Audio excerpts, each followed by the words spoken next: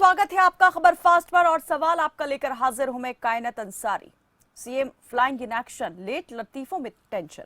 हरियाणा में CM flying squad action mode में है। भ्रष्टाचार और अवैध गतिविधियों पर लगाम लगाने के लिए मुख्यमंत्री उड़न दस्ता पूरी तरह से सक्रिय है।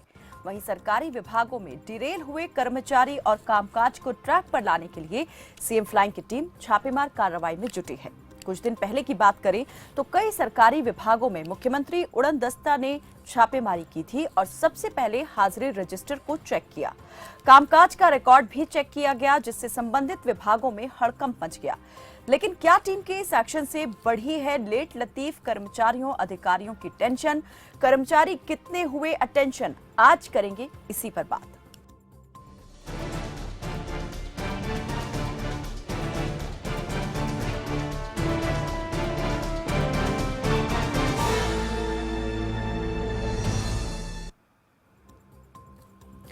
सरकारी विभागों में कर्मचारियों की लेट लतीफी पर सीएम फ्लाइंग की कार्रवाई लगातार जारी है। सीएम फ्लाइंग के डीएसपी राजेश चैची की माने तो गैर हाजिर पाए जाने वाले सरकारी कर्मचारियों की रिपोर्ट बनाकर मुख्यालय को भेजी जाती है ताकि उन पर कार्रवाई हो सके। लेकिन क्या कार्रवाई का डर सरकारी विभागों में पसरी सुस्ती को खत्म करने में कारगर साबित होगा? क्योंकि अक्सर देखा जाता है कि जब बात सरकारी विभागों में कार्यरत किसी बाबू या कर्मचारी के खिलाफ एक्शन की हो तो अधिकतर मामले फाइलों की ही शोभा बढ़ाते हैं। पेपर वर्क ज्यादा लेकिन जमीनी कार्रवाई कम ही होती है। आम जनता सरकारी कार्यालयों के चक्कर काटने के लिए क्यों मजबूर है, इसका अंदाजा विभागों में कार्यरत सरकारी अधिकारियों और कर्मचारियों की लेट लतीफी से लगाया जा सकता है। और इसी लेट लतीफी के खिलाफ सीएम फ्लाइंग ने मोर्चा खोल दिया है। पिछले महीने टीम ने सिरसा नगर परिषद कार्यालय में छापेमारी की थी, जिसमें लेट लतीफ कर्मचारियों की पोल खुलकर सामने आ गई। जांच में ना तो पूरे कर्मचारी ड्यूटी पर पाए गए और ना ही आमजन का काम समय पर दिखाई दिया। 7 कर्मचारी लेट पहुंचे थे, जबकि 9 कर्मचारी गैर हाजिर पाए गए तो वहीं 13 कर्मचारी छुट्टी पर थे। प्रॉपर्टी टैक्स, स्ट्रीट लाइट, सफाई ब्रांच, नो ड्यूज का रिकॉर्ड और स्ट्रॉम वाटर पाइपलाइन का रिकॉर्ड खंगाला गया। इसके अलावा नारनौल के बलाहा कला गांव में और यमुनानगर की जगाधरी की इशोपुर कॉलोनी में सरकारी राशन में गड़बड़ी की शिकायत पर राशन डिपो पर छापेमारी। करनाल में पटवारखाने में काम न होने की शिकायत पर छापा मारा गया, जिसमें कार्यालय में 13 पटवारी और 4 कानूनगो में से 3 सिर्फ पटवारी ही पाए गए। ऐसे कई मामले हैं जहां टीम ने शिकायत मिलने पर कार्रवाई की। अब सवाल है कि इस कार्रवाई से क्या सुधरेंगे सरकारी विभागों के हालात? लेट लतीफों पर एक्शन से कितनी तेज होगी कामकाज की रफ्तार? और सबसे जरूरी और अहम सवाल कि आम जनता को इस एक्शन से कितना मिल रहा है लाभ? इन सवालों पर करेंगे चर्चा, लेकिन सबसे पहले डाल लेते हैं जरूरी सवालों पर एक नजर। सीएम उड़न दस्ते की छापेमारी कितनी लाभकारी? कितने सुधरे विभागों के कर्मचारी और अधिकारी? एक्शन जोरदार, क्या तेज हुई काम की रफ्तार? लेट लतीफी पर एक्शन, क्या है जनता का रिएक्शन? तो लोग क्या सोचते हैं, कितना फर्क पड़ा है सरकारी विभागों में कामकाज की रफ्तार पर इस कार्रवाई के बाद? क्या कर्मचारी ऑन टाइम हो गए हैं? क्योंकि अभी तक जहां जहां छापेमार कार्रवाई हुई है, चाहे वो बात पटवारखाने की हो या फिर नगर पालिका परिषद की हो, यहाँ पर कर्मचारी जो है अपने वक्त से काफी देरी से पहुंचते हुए सामने आए हैं। नगर की टीम ने जो काम यहाँ पर शुरू किया है उससे कितना आप देखते हैं कि सुविधा हुई है? आम जनता के काम कितनी तेजी से निपटना शुरू हो गए हैं? अगर आप भी इस तरह से किसी सरकारी विभाग के कामकाज में देरी का शिकार हैं तो आप भी हमारे साथ इस कार्यक्रम में जुड़ सकते हैं। नंबर आपके सामने लगातार फ्लैश होते रहेंगे। आप क्या सोचते हैं सीएम फ्लाइंग की इस कार्रवाई को लेकर? क्या आपको भी मिला है इस छापेमार कार्रवाई का लाभ? आप हमसे जुड़कर अपना अनुभव साझा कर सकते हैं। और आज इस पर चर्चा करने के लिए हमारे साथ मौजूद हैं वरिष्ठ पत्रकार आदर्श कुमार और एक और जो जानकार हैं हमारे साथ कुछ ही देर में जुड़ेंगे, शंभू भद्रा, वरिष्ठ पत्रकार है। आप भी आदर्श जी, बहुत स्वागत है आपका हमारे साथ इस कार्यक्रम में जुड़ने के लिए। सबसे पहले आदर्श जी, मैं यही जानना चाहूंगी कि ये जो इस तरह की कार्रवाई होती है, आप इसे किस प्रकार से देखते हैं? कितना आप मानते हैं कि ये प्रभावी रहती है और कितना असर पड़ता है इससे कर्मचारियों पर और अधिकारियों पर? कायनात जी, सबसे पहले तो मैं आपको बताऊं कि आपने अच्छा प्रश्न किया है कि इसका जो है क्या इफेक्ट जो है और सिर्फ ये कर्मचारियों पर नहीं बल्कि हम कहें कि जनता के जो मनोबल है, जनता का जो मनोविज्ञान है, उस पर कितना असर डालता है। हम्म। इस तरह की छापेमारी और खास तौर से जब चीफ मिनिस्टर की तरफ से इस तरह की कार्रवाई होती है, चीफ मिनिस्टर हम्म। ऑफिस की तरफ से इस तरह की जो कार्रवाई होती है, तो उसका एक बड़ा मैसेज जाता है। उससे कर्मचारियों में हड़कंप तो मचता ही है, साथ ही साथ एक भय का भी माहौल पैदा होता है। लोग ये समझते हैं, कर्मचारी ये समझने लगते हैं कि अगर हमने काम नहीं किया और इसकी शिकायत अगर ऊपर तक गई तो हम्म। कहीं ना कहीं इसका असर जो है हम पर पड़ेगा। तो ये एक बड़ा कदम है और मैं तो कहूंगा कि इस तरह की कार्रवाई, इस तरह के जो कदम है वो अन्य राज्य सरकारों को भी उठाना चाहिए। तो मुझे ऐसा लगता है कि ये बिल्कुल सही कदम है, उचित कदम है और इस तरह की कार्रवाई होती रहनी चाहिए। बिल्कुल, जैसे आपने कहा कि इस प्रकार का कदम जो है और राज्य सरकारों को भी उठाना चाहिए, लेकिन अगर बात यहाँ सरकारी विभागों में चलने वाले कामकाज की करें तो हम देखते आए हैं कि काम की रफ्तार काफी सुस्त होती है। कि चाहे कोई भी कार्रवाई हो, यहाँ कर्मचारी या अधिकारी को ये डर नहीं होता कि उस पर कुछ बहुत बड़ा एक्शन होगा। ज्यादा से ज्यादा या तो ट्रांसफर कर दिया जाता है या कुछ दिन का सस्पेंशन हो जाता है। तो यहाँ पर और ज्यादा किस प्रकार से कड़ा रुख अपनाने की जरूरत है ताकि ये भय हर एक कर्मचारी या अधिकारी के मन में बैठ जाए कि अगर उसने वक्त पर समय रहते कोई काम नहीं किया या फिर अगर वो जो उसके ऑफिस पहुंचने का वक्त है उससे अगर देरी से रोज ऑफिस पहुंच रहा है और जल्दी अपने कार्यालय को छोड़ रहा है, वर्क प्लेस को छोड़ रहा है, तो उस पर जो एक्शन होगा वो ताउम्र उसे याद रहे। देखिए, निश्चित तौर पर सबसे पहले तो जो शिकायतें मिलती है सीएम ऑफिस में, उसका दायरा बढ़ाया जाना चाहिए। वो उसके लिए एक मैकेनिज्म ऐसा विकसित किया जाना चाहिए ताकि हर वो व्यक्ति जो ऑफिस में जाता है, किसी कार्य के लिए जाता है, उसका काम नहीं होता है, तो वो किसी न किसी तरीके से अपनी शिकायत को आगे भेज सके। जब इस लेवल तक कार्रवाई होने लगती है और इस तरह की कार्रवाई का जब डर लोगों में पैदा होता है, खास तौर से अधिकारियों में, तब जाकर के वो काम करते हैं। देखिए, हम सभी जानते हैं कि भारत के दफ्तरों में किस तरीके से काम होता है। एक सामान्य के लिए काम के लिए अगर आप जाएं तो किस तरीके से जो है आपको यहाँ से वहां भटकाया जाता है। एक धारावाहिक का हम सभी ने देखा, ऑफिस ऑफिस जी। एक वक्त जो है उसमें इसी तरीके से दिखाया जाता था कि एक मामूली से काम के लिए जो है जनता इधर से उधर चक्कर काटती रह जाती थी। तो कहने का अर्थ ये है कि ये जो एक महामारी है, ये बीमारी है और इसके लिए सख्त कदम उठाए जाने की आवश्यकता है और इसके लिए मैकेनिज्म जो है और ज्यादा स्ट्रॉन्ग किया जाना चाहिए जी। ताकि हर व्यक्ति जो है वो कहीं ना कहीं इस जो सीएम ऑफिस है वहां तक उसकी पहुंच हो। हाँ, उसके लिए ये तय किया जा सकता है कि किस स्तर की शिकायत जो है वो वहां तक पहुंचे, तो ये मैकेनिज्म डेवलप करने की बात होगी। ठीक है, मैकेनिज्म डेवलप होना चाहिए, दायरा और जो है और विस्तृत होना चाहिए। शंभू भद्रा भी हमारे साथ जुड़ गए हैं, वरिष्ठ पत्रकार। शंभू जी, स्वागत है आपका और चर्चा में आपसे भी हम आगे इस पर बातचीत करेंगे, लेकिन इस बीच हमारे साथ कुछ दर्शक जुड़ गए हैं। प्रेम चेन्नई से जुड़े हैं, रणबीर रोहतक से जुड़े हैं। स्वागत है आपका प्रेम, रखिए अपनी बात। प्रेम सुन पा रहे हैं मुझे?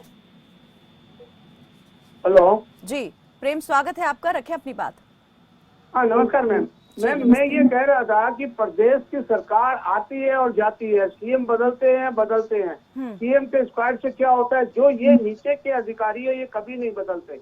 इनको आप सजा देंगे, इनको सस्पेंड करते हैं, क्या करते हैं? क्या इनकी कभी नौकरियां गई है? नहीं गई है। तो ये जो सिलसिला चल रहा है कि उनकी छापेमारी कर दी, उनको सस्पेंड कर दिया, सस्पेंड करने के बाद क्या कभी आपने देखा उनको कि उनको उसकी उस तरह के जॉब से एकदम खत्म कर दिया गया हो? नहीं, क्योंकि ये ऑलवेज ये इसमें रहेंगे, ये अधिकारी जो नीचे के हैं। प्रदेश की सरकार आएगी और जाएगी, खाली प्रदेश की सरकार एक प्लानिंग कर लेती है। आगे ऐसा कानून बनना चाहिए कि जब उनकी चोरी पकड़ी जाए तो उनको एकदम उस पद से हटाना नहीं, उनको एकदम बर्खास्त कर देना चाहिए और कभी भी वो उस पद पर न आए, तब तो जाके ये चीजें रुक सकती है, नहीं तो नहीं रुक सकती है।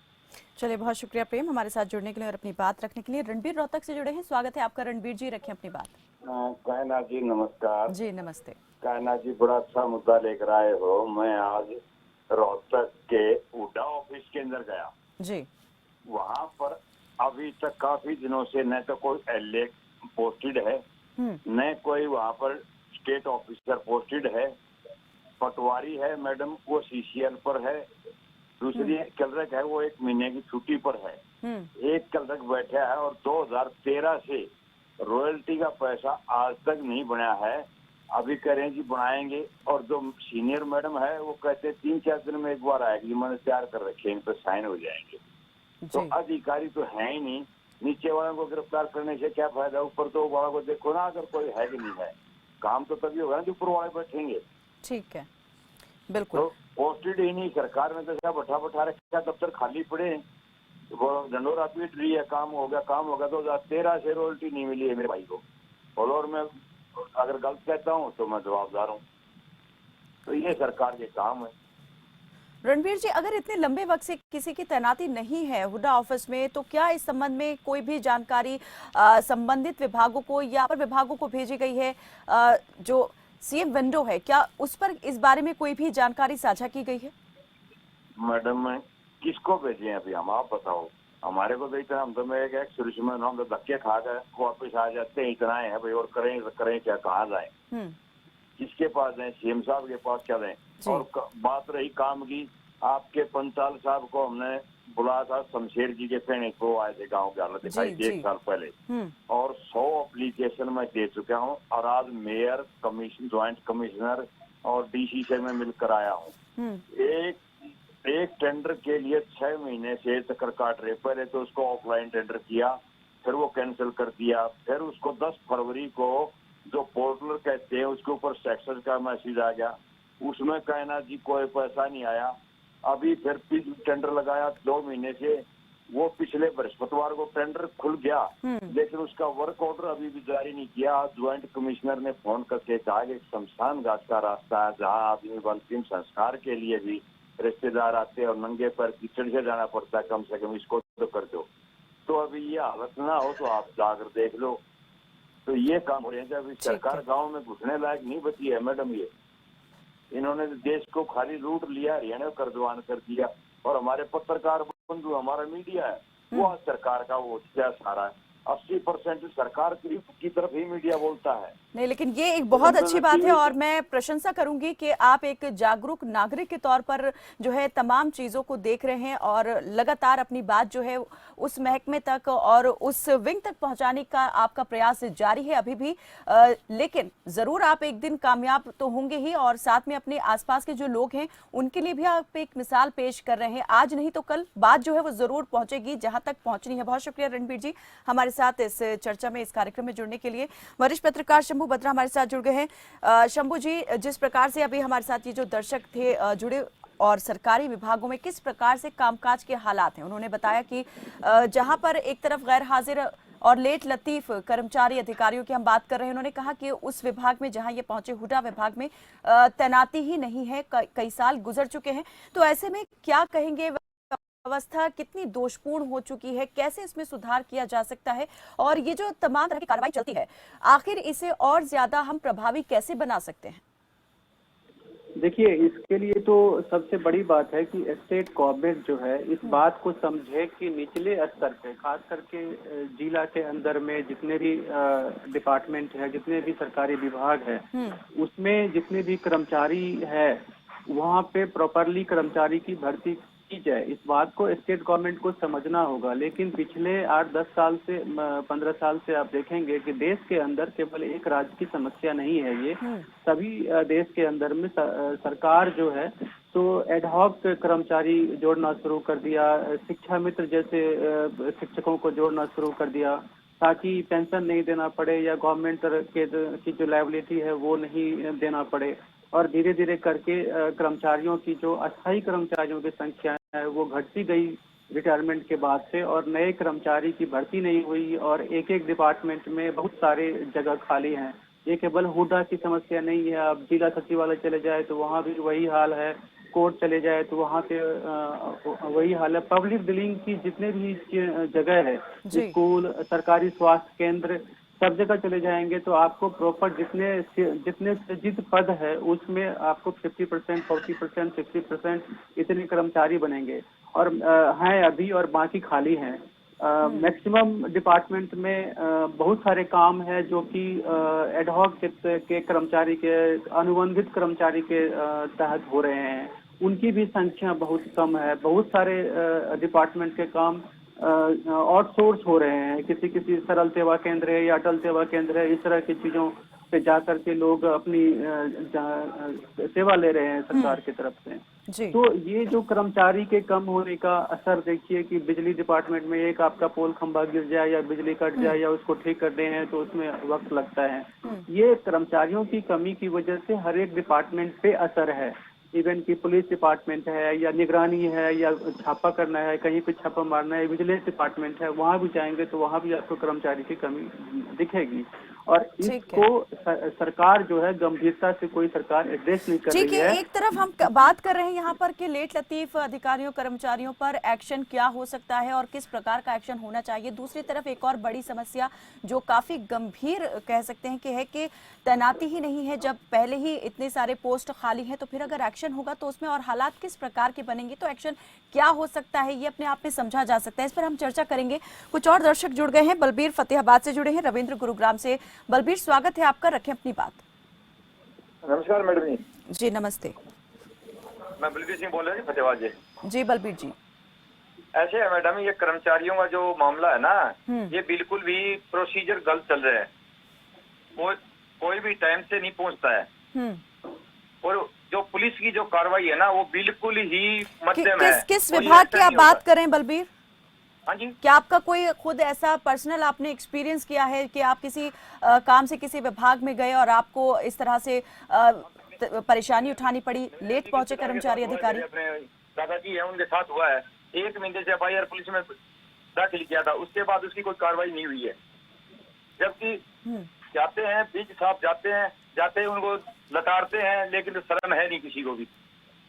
ठीक है, तो आप पुलिस महकमे की यहाँ बात कर रहे हैं कि पुलिस में शिकायत दर्ज कराने के बाद भी कोई एक्शन नहीं लिया गया है अभी तक? हाँ जी, पिछले जून में मेरी चोरी हुई थी, आज तक कोई कार्रवाई नहीं है। ठीक है। हाँ जी, मेरे घर में चोरी हुई है, खुद गए FIR करने के लिए गए, तो बोलते हैं आप सामान क्यों छोड़ते हो घर में? तो कहाँ लेके जाएंगे मैडम, हम सर्विस करते हैं बाहर।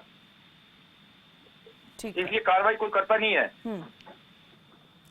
ठीक है, किस तरह से गैर जिम्मेदाराना रवैया यहाँ पर सामने आया है। बहुत शुक्रिया, फतेहाबाद से आप जुड़े हमारे साथ और जो आपके साथ गुजरा है आपने वो यहाँ पर बात रखी है कि आम जनता जो है किस तरह से जो सरकारी कर्मचारी हैं जनता के सेवक हैं, सेवक के रूप में उन्हें काम करना चाहिए, लेकिन किस तरीके से धन्नाशाही एक तरीके की दिखाई दे रही है उनके रवैये में, उनके कामकाज में।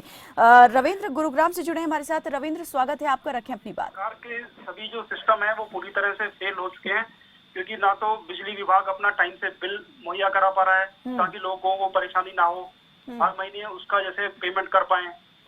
वो जैसे कोई समस्या होती है ना, बिजली विभाग की तरफ से कोई नंबर दिया जाता है कभी भी, हेल्पलाइन नंबर, जिससे हम कांटेक्ट कर सकें कि बिजली नहीं आ रही है तो क्यों नहीं आ रही है, या कोई हमारे यहाँ सफाई की समस्या है तो नगर निगम तोड़ने तो मकानों को आ जाता है, क्या उसका काम मकानों को तोड़ना ही है? लेकिन रविंद्र मैं ये भी जानना चाहूंगी आपसे, अभी जो हरियाणा सरकार है उसकी तरफ से कई सारे ऐप जो है जहां पर आप अपनी बात रख सकते हैं, अपने इस तरह के ऐप लॉन्च किए गए हैं जहां पर शिकायत आप सीधा प्रशासन तक पहुंचा सकते हैं। क्या आपने कभी भी उस तरह के ऐप्स का इस्तेमाल किया है, कोई सहायता मिली? उस पर ये कह दिया गया कि हमने विभाग को ट्रांसफर कर दिया, ये कर दिया है, वो कर दिया है, मगर समस्या ज्यों की त्यों। ठीक है, चलिए बहुत शुक्रिया रविंद्र हमारे साथ इस बातचीत में, इस कार्यक्रम में जुड़ने के लिए। जी शंभू जी, अभी कुछ दर्शक जुड़े, उन्होंने बताया कि किस तरह से जो सरकारी कर्मचारी हैं, सेवक हैं, जनता की सेवक हैं, उनका रवैया उनके साथ किस प्रकार का रहा। अगर सहायता मांगने की बात हुई तो उल्टा जवाब ही यहाँ पर दिया गया है।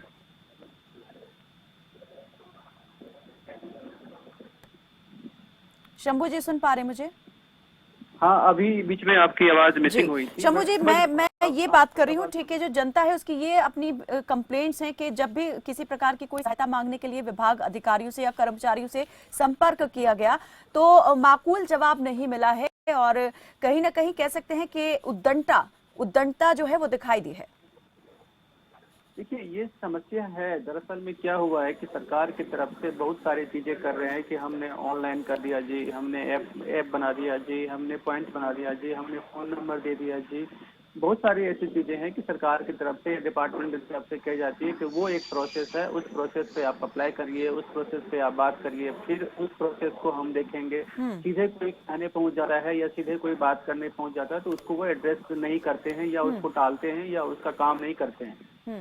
ये जो चीज है कि एक तो जो आम आदमी है वो उस तरह से टैक्स भी नहीं है कि आपको कोई मान लीजिए कि आज मेरे घर में बिजली नहीं आ रही है तो हम फटाफट आप ऐप खोलेंगे, ऐप खोले में अपना डालेंगे, ये करेंगे वो करेंगे, हम नहीं करने लगे हैं। हम इमीडिएट बिजली घर है उसको कंसल्ट करते हैं, उनके पास पहुंचते हैं कि देखो जी मेरे पास बिजली नहीं है। वहाँ के कर्मचारी का रवैया ये होता है कि हमारा जो ऑनलाइन प्रोसेस से आया हुआ है उसको हम टैकल कर रहे हैं, आपके प्रॉब्लम को हम नहीं उस तरह से तुरंत एड्रेस करता है, वो सुनता नहीं है, बात को टालता है, कुछ न कुछ करता है। तो ये एक जेन्युइन प्रॉब्लम है पूरे प्रदेश में है कि टेक्नोलॉजी और नॉन टेक्नोलॉजी का जो एक तरीका है उसके पीछे कोई डेवलप नहीं है। जैसे कि ऑनलाइन चीजें दूसरा विभागों में जो कर्मचारियों की जो संख्या है वो भी सीमित होती जा रही है, हो चुकी है सीमित। दूसरा कि ऑनलाइन ऑफलाइन दोनों चीज को आपको जोड़ना पड़ेगा, ये नहीं कि आपने ऑनलाइन कर दिया तो ऑफलाइन को आप एड्रेस ही नहीं करेंगे। ये डिपार्टमेंट में इस तरह की चीजें लानी पड़ेगी कि आपने ऑनलाइन सिस्टम और अभी जो एक सवाल मैंने यहाँ पर पहले किया था जिस पर आपने भी बात रखी थी कि पहले ही कर्मचारियों की नियुक्ति की जरूरत है, लेकिन वहां पर जो कर्मचारी काम कर रहे हैं अगर वो भी कुछ गलत करते हैं या कोताही पाई जाती है उनके कामकाज में तो एक्शन किस प्रकार का हो सकता है, या फिर मजबूरी हो जाती है उन्हीं से काम लेना और ज्यादा सख्त उन पर एक्शन नहीं हो सकता है? तो ऐसे में क्या किया जा सकता है कि काम भी वो ठीक प्रकार से करें और इतना दबाव भी जो है वो किसी पर ना बने? नहीं, देखिए कर्मचारियों की कमी और कर्मचारियों का काम नहीं करना दोनों में एक अलग बात है। ये नहीं कि कर्मचारी की कमी है तो इसका मतलब अगर कोई कर्मचारी गलत कर रहा है, जो कर्मचारी मौजूद है तो उस पर एक्शन ना लिया जाए, ये दोनों लिंक नहीं है। अगर कर्मचारी टाइम पे नहीं आ रहे ऑफिस, काम नहीं कर रहे हैं, रिस्पांस नहीं कर रहे हैं, जनता के प्रति काम नहीं कर रहे हैं तो उसके प्रति एक्शन लिया जाए। इस बात को दिमाग से निकाल के कि कर्मचारी कम है वो दिमाग से अलग हटा दिया जाए, वो अलग इशू है और ये अलग इशू है। लेट लतीफी है, कर्मचारियों का काम नहीं करना, जनता के सवालों का जवाब नहीं देना, रिस्पांस नहीं करना, ये सब अगर कोई कर्मचारी कर रहा है तो आई थिंक मुझे लगता है एक डिसिप्लिनरी एक्शन चलिए एक अंतिम प्रतिक्रिया जल्दी से क्योंकि समय मेरे पास समाप्त हो रहा है। आदर्श जी आपकी तरफ से मैं चाहूंगी कैसे सुधार जो है वो इस व्यवस्था में किया जा सकता है? देखिए सिंपल सी बात मुझे ये लगती है कि जो व्यवस्था में सुधार की बात है, एक तो अवेयरनेस, जनता को इस बात की जानकारी होनी चाहिए कि अगर उनका काम किसी तरीके से नहीं हो पाता है तो किस तरीके से उनके पास रास्ते हैं। ये स्टेप बाय स्टेप जो है, ठीक है, अगर लोग अपने कर्तव्य के प्रति और जो अधिकार है उनके प्रति जागरूक रहेंगे और अपनी बात लगातार प्रशासन के सामने उठाते रहेंगे तो कहीं ना कहीं ये जो समस्या अभी दिखाई दे रही है वो खत्म की जा सकती है। बहुत शुक्रिया आप दोनों मेहमानों का हमारे साथ इस चर्चा में, इस बातचीत में जुड़ने के लिए। तो सीएम फ्लाइंग जो है वो लगातार कार्रवाई कर रही है, जो लेट लतीफ कर्मचारी हैं, अधिकारी हैं, उन पर एक्शन सीएम फ्लाइंग का जारी है। लेकिन सबसे बड़ा सवाल यही है कि इस एक्शन का जो रिएक्शन है वो किस प्रकार का दिखाई दे रहा है, क्या जनता को वाकई इस कार्रवाई से लाभ हो रहा है या नहीं। चलिए फिलहाल के लिए दीजिए इजाजत, देखते रहें खबर फास्ट। नमस्कार।